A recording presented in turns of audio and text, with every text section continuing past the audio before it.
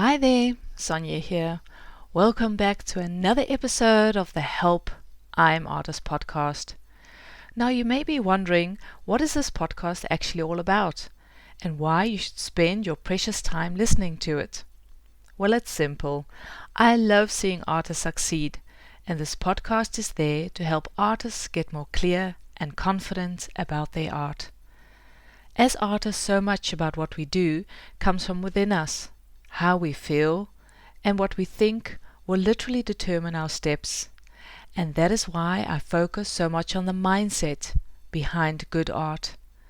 In order to grow in our art and actually earn a living from our creativity, we need to not only develop our artistic skills, but we need to adopt a healthy business mindset. As artists, we need to realize that we are in business.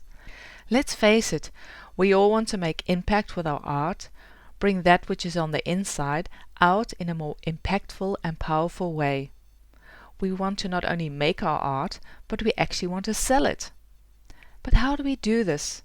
How do we reach our potential art audience, and what tools can we use to communicate this? The Help I'm Artist podcast is here to help you on your journey, whether you're just starting out or you've been a working artist for a while. Each week I share steps and tips and insights on how you can take your art and your art business to the next level. This week I'm excited to announce my new ebook. It's out, ready for you to download. The Teaching Artist is a valuable resource for artists who want to add a teaching element to their art business. At the end of the episode, I'll tell you where you can get it. Now back to this week's episode. I had the awesome privilege to interview Dutch fine artist Mitzy Renooy. Her collectors call her refreshing, her teachers tenacious, and her students inspiring. What I love about this episode is that in a later season of her life, Mitzy went back to art school and has recently graduated as a Dutch master painter. It proves that it's never too late to follow your artist dream. Find out how Mitzy started turning heads and getting attention even while she was still at the art school. But now let's have a listen and have Mitzy tell her inspiring artist story. Mitzy, it's wonderful to be here in your studio on this rainy day in the Netherlands. Can you just tell us a little bit about yourself, where you live, what you're doing? Do you have a family? Yes, I have a family and I have four daughters, and I live in Soest and having my atelier at my house. Mm-hmm. So teaching here and making my art. So you've given it away. You're an artist. I'm an artist, yes. And a working artist is something you do full time? Yes, I do it full time. I'm curious to know, when was the first time that you knew that you wanted to pursue an art career seriously? Like in 2010 I got divorced and I decided to change my course. That was also the time that I went to the art academy because I knew I needed some basic information, that I missed some skills.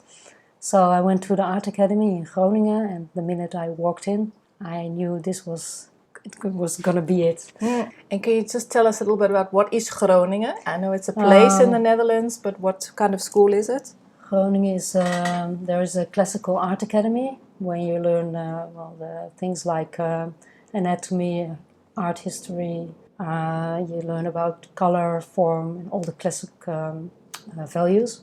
A very quite strict school actually, and that's what I needed. You needed something strict. Yes. But also a foundation. A foundation, yeah. Because in the regular art academies in Holland, it's more about concepts, and I wanted to learn the technical skills. Het ambacht, I don't know in English what it's called. Yeah, really the craft and the art and the skill behind the art. Mm-hmm. Okay. And it sounds like you already had a life. You were a little bit older than most of the students. Yeah, I was, like 49 already. I always wanted to learn more about art, but I thought that was, it's hard to make a living and hard to make the decision. but I already worked in like visual professions, like I did photography and video editing, and I did some camera work. So I was visually somehow skilled already, or how do you say that? Mm-hmm.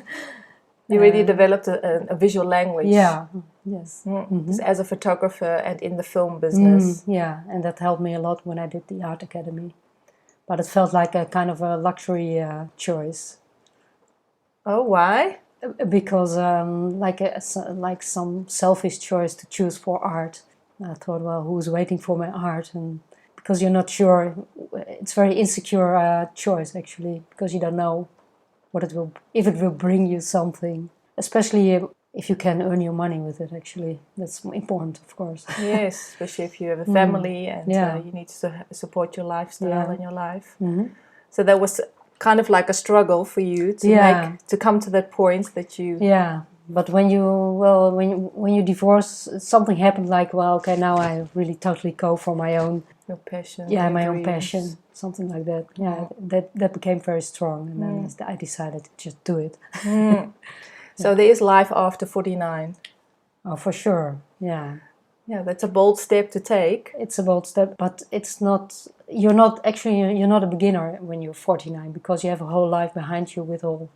You learned a lot of things you can use in the art. So you already have taken steps and you've developed certain skills that helped you in your studies and your time at the academy.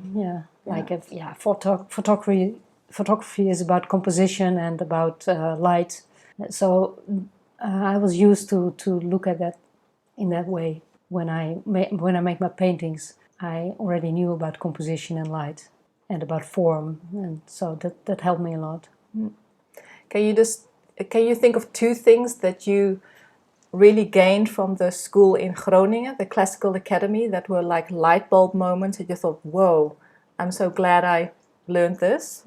Well, analyzing composition I had a feeling for composition, but I didn't know exactly why it worked. So that was like I start to understand why things are working. What is the structure behind compositions? I started to understand how to analyze it. Also, in Art Academy, you paint from life, never from photos, from pictures, and I wasn't used to that, and I really desperately wanted to learn that, because in life you see much more than from pictures. And in the beginning it was like I had to start all over again. But after a few years I started to understand how to do that. Okay, yeah. You said years. How long were you at the Classical Academy? It is about 5 years that you study. Wow, what a commitment. Yeah. And the price.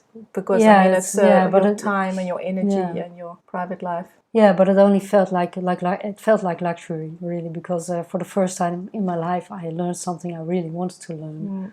And it was like a party. Every time I went to Groningen I said, yes, I can go again, because it was 2 days a week. Okay. And I stayed there, because it's quite far from here. So it was like a gift to yourself. Yeah. And that gift is having effect because you have been able to make you're a working artist. Yes, so it was very worth it, very much worth it. But you don't know that before. But I only felt this strong drive that I had to do that. That it was the right way to go. Decision. And no matter what happened, I wanted that is what I wanted to do and learn. Yeah. And what would you say to a listener who's maybe in the same situation? Their kids are out the house and maybe they've come into a phase of their life that they want to pursue their passion, and what advice would you give them? Yeah, just learn as much skills as you can and take it very seriously and block time and just make it very important for yourself, because it really takes a lot of time and a lot of frustration also, but that's all in the game. Recently I was at an opening of your big exhibition in the Netherlands, and your mentor was there. And he gave an introduction speech, and one of the things that he said was that he admired in you that you were you had so much perseverance, that once you, like a pit bull, you bit yourself into something and you just kept going, and tenacity. Yeah. And that is a quality that brought you where you're here now. It wasn't just consuming information, but really making it your own. And yes. Well, it's more more than a hobby. More So than a hobby. then, yeah, it's really a passion. It just, I really wanted it very badly. Can you tell us a little bit about your art? Someone that maybe doesn't know your art, we'll put some pictures on the podcast notes so people can see some of your work, and of course they can go to your website. We'll put the URL in the podcast notes. But how would you describe your style? My style is, well, it's clearly a classical base. In that classical structure, I'm looking for freedom. So there's also some impressionism in my work and abstraction. And it's always like balancing those two. Between the realism and abstraction. Yeah, and impressionism. Impressionism. Yeah, it's some combination of that. And what is it that you want to say with your art? What do you want someone to remember when they see a piece, or what drives you to make your art? Well, I'm always looking for freedom, I think, and that's why I paint a lot of children, because they still have the freedom and the looseness. When an adult doesn't understand something, he gets like panicky, or he wants to hold on to something, and that's what I like, this freedom in children, and I hope you can see that in my paintings. Children are always creating. Because you have a lovely style of painting. It also has a kind of, even the way you use your paint and the colors, it has a freeing effect. Is it something that you feel while you're painting too, a sort of a freedom? Yeah, for sure. I'm always, because when I'm painting, I always feel that it's an adventure, and I'm investigating, and I see, I'm just looking, well, where is this going? Although I have a plan, but every brush stroke I do, I wonder what is the effect of this. And it's like walking in a forest, and you choose some path and you say, whoa, where am I now? And what am I going to do now? Every time again.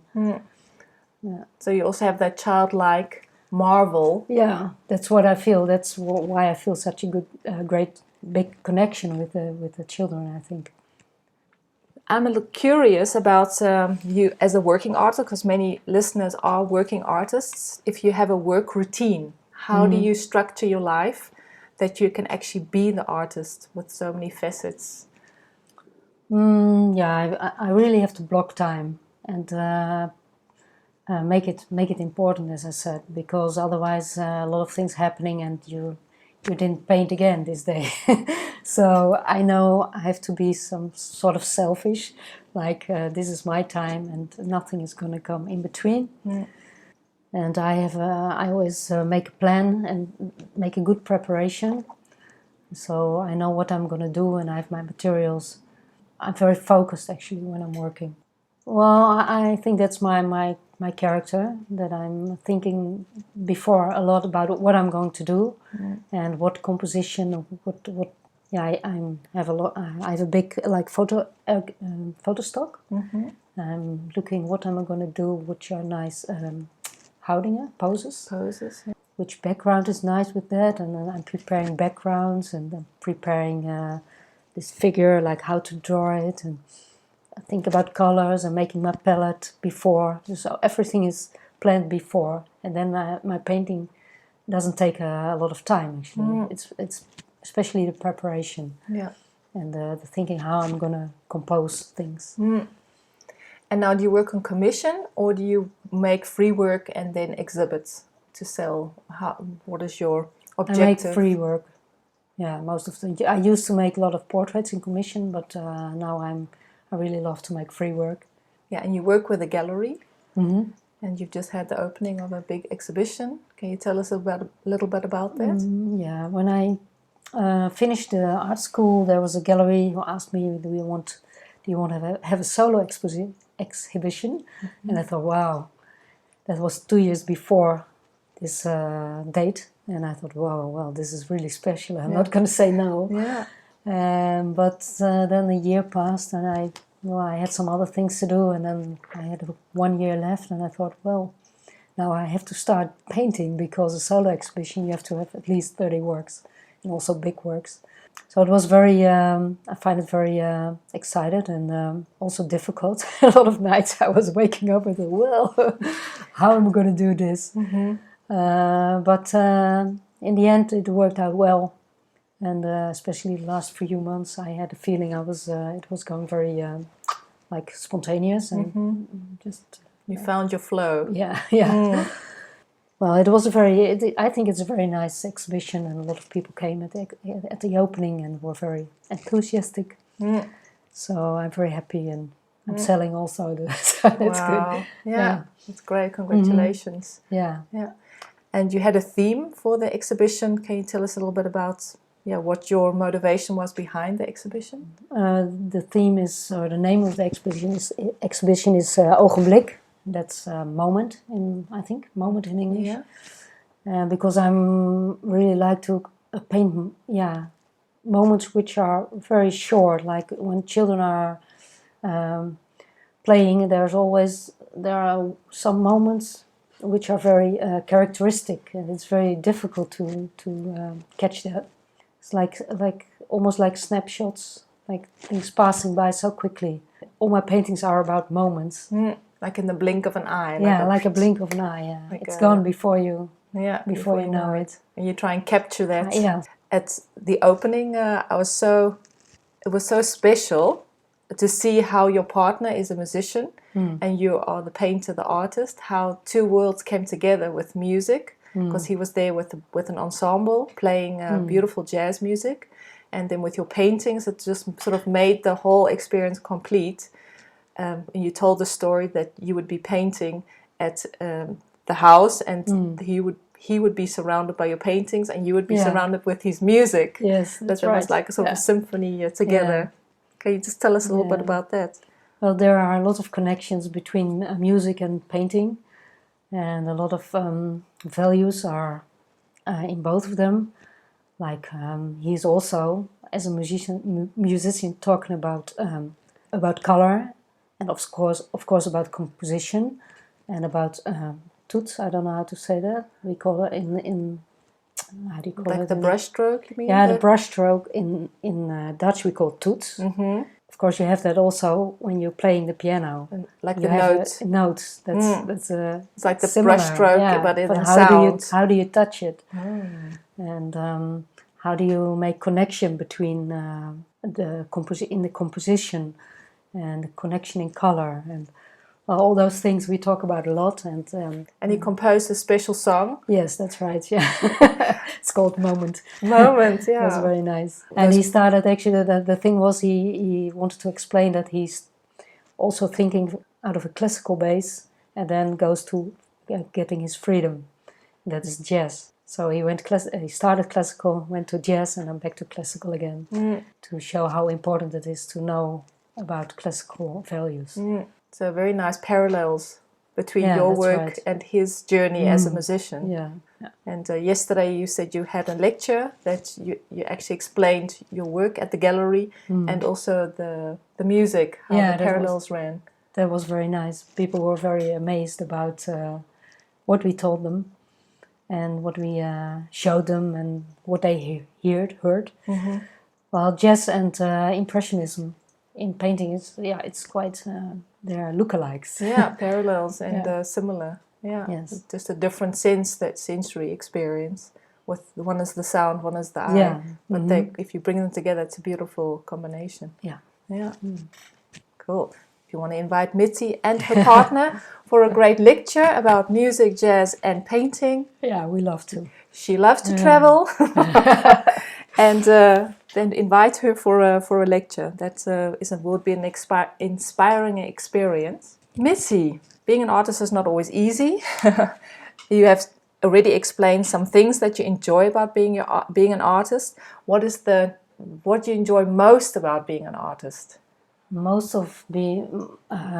most thing I enjoy is the adventure, to be in my own world and create, just see what happens, and it's never the same.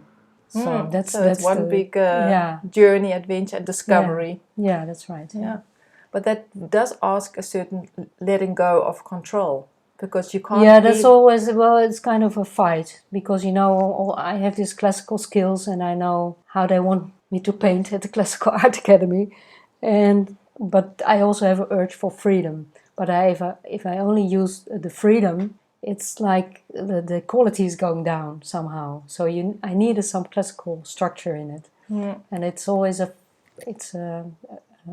zoektocht. Yeah, Like a search. A search how far you can go in this freedom. Do you have I'll get back to the worst part of being an artist, but I'm just curious about whether you have a dream commission or a dream like a place that you'd love your painting to hang, or for a person you'd love to paint. I don't know exactly, but I would like to have a really big space with a lot of big paintings around me, so to work on. Yeah. So if you had a choice, you would like to work big. Yeah, in a big space also, because you can leave everything and just look at it sometimes. And, oh, now I'm going to work there, now I'm going to work there. So you can work on more paintings at one time. Yeah, but I don't have. Well, I know it's very important where you hang a painting in like if you talk about commission, or I know it's very important where you hang it, because that can make it or break it. How the light is, how the environment is. But that can be anywhere. Because you've done commissions before? Do you have a story of someone that's hung a painting somewhere and that it's had a wow effect, or that they look at it in their living room? Or well, yesterday I talked to a couple who bought a painting, the biggest painting in my exhibition, and I walked in yesterday and the painting was gone, because I didn't know. Usually they leave it at the exhibition until the end, but it was gone. And they told me, well, we were so happy, we wanted it so badly to hang in our living room, we are so happy with it, so we asked the gallery owner, please can we leave it here? And so they told me how happy they were every time they came down the stairs and see the painting. Wow. So you're really adding value to people's lives too, just how it works, because they're hanging in their space, they're having your moments now. In their home.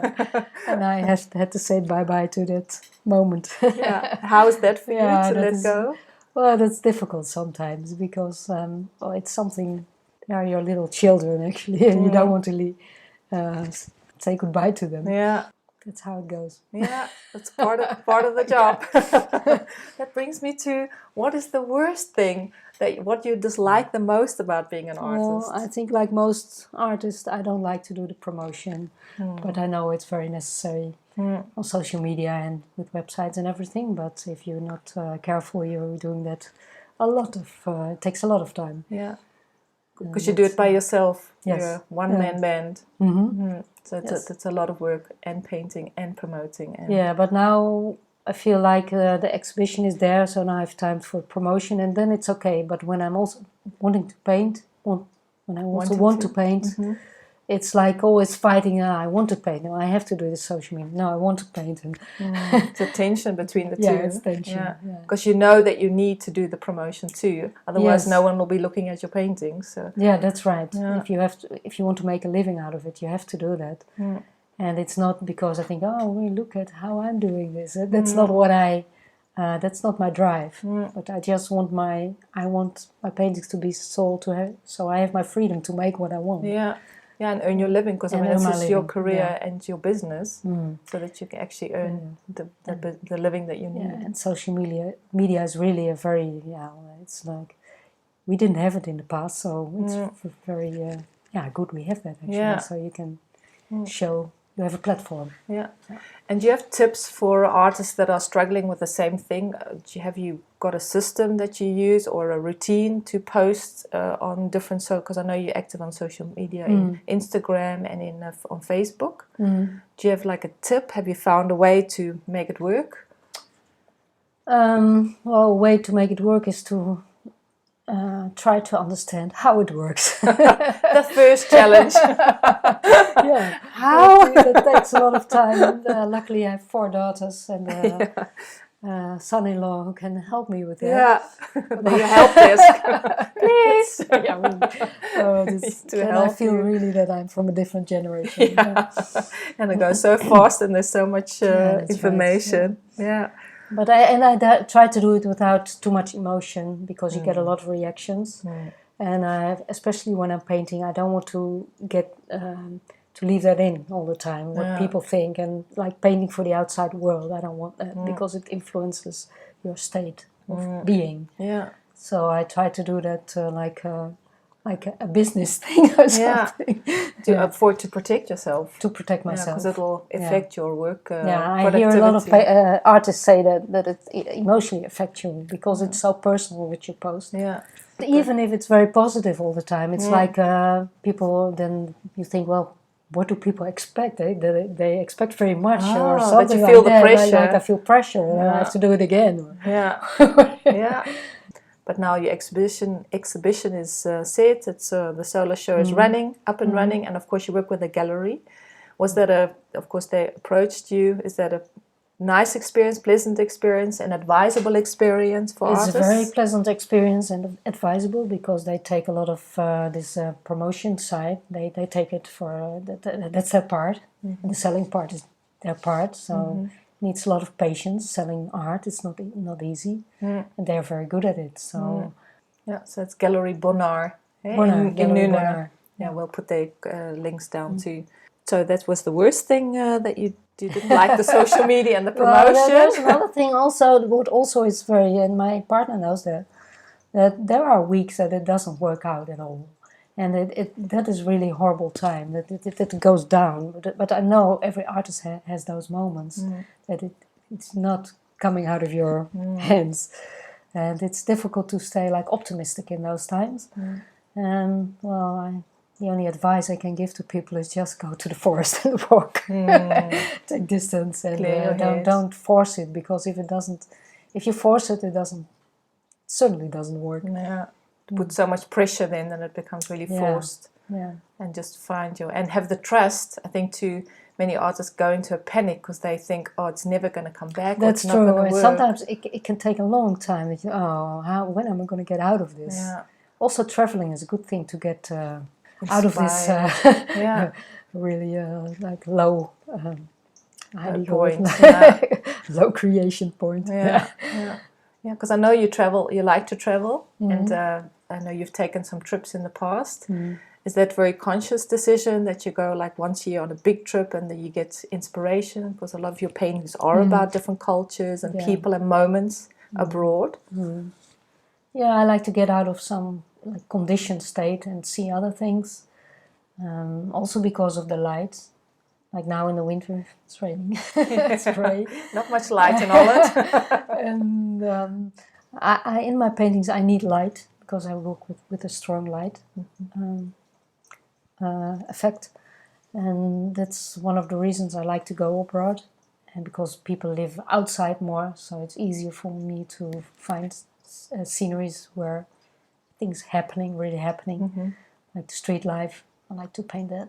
So you go there with your camera, and then you take photos of street life. Yeah, I take a lot of pictures. Build up your also stock. a photographer. Yeah. So I like to do that too. And I'm walking through the streets all day on my own.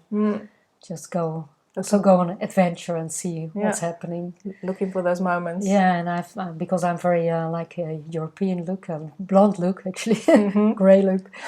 They always see me from a big distance. And that's kind of difficult because when they see me, the whole scenery changes because they're going to wave or smile, or they have something to tell me. And then so I have to kind of hide myself. Be invisible. I don't have a big camera. I need a little camera with a big zoom. But that you can do it a little bit more inconspicuous. And I have to be very quick. Snap the moment. So that's also part of your artist routine, is traveling and finding your inspiration, and especially if light's so important. Yes. Capturing moments where there is light. In your opinion, Mitzy, what makes your paintings a success? For me, for you, it's for me a success. When I look at it, I think, wow, what did I do? I don't even understand what I did, but it's some kind of magical thing happened. And every time I look at it, it makes me happy, something like that. But I have no idea how I did it, or I can't redo it. So something. It's really, that's the nicest moment. Like I make all kind of choices. Like some are really with my mind, rational, and some are emotional. Some are just crazy. I don't even know why. But the thing is, you have to look every time what's happening. See, the art is actually to see what is happening. That's the real art. And if you see this is working, just don't touch it anymore. Yeah. So it's not just slapping paint on a canvas. It's all the time you're editing Yeah. the whole time your story. So Yes. then see what works, what doesn't work. Yeah, If it doesn't work, you change it. If it works, you leave it. Yeah, and every time you have to do it again and again and again. And why is art important? Why should we be looking at art, sharing art, making art, buying art? Yeah. Well, I think the nicest thing of art is that it brings up the nice values in life, like passion and like wonder, Yeah. like an imagination. And the nice thing of art is it is not money based in the best case. Yeah. So a lot of things in this maatschappij, Our society. our society are money based, and I'm so happy art is not. Of course, I have to make a living out of it, but I'm not thinking about money when I'm doing it. I'm just thinking about freedom and about the nice things, about the beauty. And that's and it also you get discussions. People are discussing it in a nice way, like about the nice things in life. Yeah, so it's a conversation maker. It's a connector. It's a connector. Yeah, and it's not, your motive is not financially driven. No, it's not at all. So No. it comes out of a very pure place. Yes. Yeah, That's the only way I could make art, because I know how it works the other way. Because I tried to make art like in. Sometimes I did. Oh, this one's sold, so it's sold. So I'm going to make another one which is like that. But it never works because it comes from another source. And if a son or a daughter tells their parents, "I want to go to the art academy. I want to become an artist," what advice would you give them? I would be so happy if my daughters did it. The advice would be just support them as much as you can, and let them investigate their fascination about whatever they want to do. Find good teachers, and I think you have to protect them from critical things, because that's what's happening in school often, or even parents, they criticize their own child in what they are making, but that's so such a pity, because it's a process, it's just the only thing you can do is support them. They are free to do whatever they want, and just tell them to really learn skills, the technical skills, so they can do whatever they want to do. So make what they want to make. Yeah, so they have the tools to express themselves in the art form. Yes, because I think like the art academies now are so based on concepts, and well, how you're going to make it, you have to just find out yourself, just take some lessons somewhere in painting, but they don't teach you how to make it. And that's really, I hope it comes back. Crucial, to develop that. And also, if parents, and I hear a lot of parents saying, I don't know how your parents were, but my parents would say, but you have to earn a living, and being an artist is not something that you can earn money or a career, or that you can pay your rent with. Is it possible to earn a living as an artist? It is possible, but you have to really feel your passion and be very critical of what you really feel, and also get some quality in your work somehow, that you have this feeling of quality. I think the most important thing is that you are able to reflect on your own work. That's the most difficult thing. It's very easy to reflect on other people's work. And I think also when you can't make a living out of it, it's very important to be able to follow your passion, and maybe you do something next to it. Because I also teach.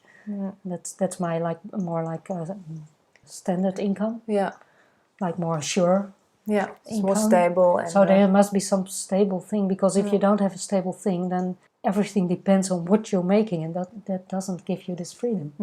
So you can do it both. You just have to find another source of revenue to support making that the free work.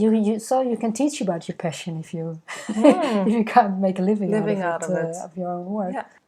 And what do you enjoy about teaching other people? Well, when you're teaching, you have to analyze a lot of things. So it helps me to analyze techniques and to give words to what I do.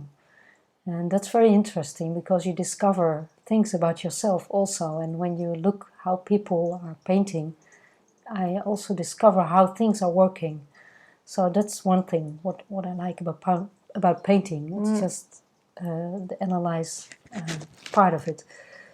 And the other part is that the enthusiasm of the students when they discover things, Well, for example, we are very rational and we have concepts and we think we know how things are, how things look. And I try to explain them that you have to use the other side of your brain, the creative side of your brain, and not think about it all the time. And one thing is to put it upside down. So you have no connection with the rational, the mind doesn't know what, has no connection anymore, what he sees. And then the creative mind starts working, and that's very nice to see how people react on that. At first they are very confused, but then, now I don't understand it at all. But just keep copying. Down. What do you see? And that is the creative mind which is working. Yeah. Mitzy, in closing, say you could have a conversation with the 20-year-old version of Mitzy. You can go back in time. And what advice would you give to her? I would advise her to just learn a lot of skills, technical skills. Look for very good teachers and follow her passion. And don't let yourself influenced by people who are saying, "Well, what are you doing? Art it's very too difficult," and stuff like that. Just follow the thing you. So really follow your passions and your heart. Do you have any books that you can recommend our listeners? Some book that's inspired you, or an artist that's inspired you that we can have a look at? Yeah, last year I read a book about from Robert Henry about it's called The Art Spirit, and it's written in 1900. He was a teacher and an artist, and there's a lot of things in there which I think, wow, that's really how it works. It's motivated me in my way. I'll put the book in the podcast notes. People can have a look at the book. Yeah. Any other books? Another one is Nicolas de Stael. He's actually a Russian painter, lived in Belgium, and he's making almost abstract work. He's on the line of figuration and abstract, and he's doing that with very little, as less as possible. But I think those paintings, especially in his last year, they're so powerful. And they're almost an example for me, because it's very interesting to see how far you can go in abstraction. And when it has nothing to do with figuration anymore, I'm just gone. So I need some figuration. But this fight between the two, or the combination between the two is very interesting. Okay, yeah. I will put his name down in the podcast notes. People can have a look. And do you have a quote that you, sort of a life verse or something that you keep coming back to that sort of sums up what you are about as a person and an artist? Well, I think that's over there. I find it. It's about don't make life perfect, but make it interesting. And it's not about achievement, but about adventure. That's what I think. Yes, your life is one big adventure. Yes. Discovering and capturing those moments. Yeah. Cool. Well, thank you so much for taking the time to talk with me. Inspiring and interesting to hear your artist story. Thank you. There you have it, Mitzy Renooy's artist journey. I admire her tenacity, and that despite having had an entire career, she still took steps to learn and master her craft. All her hard work is paying off, and I'm convinced that we'll be hearing a lot more about her. Please take the time to head over to her website and check out her workshops and admire her paintings.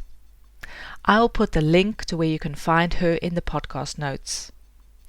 As I mentioned at the beginning of the episode, this episode comes with a special ebook for you to download.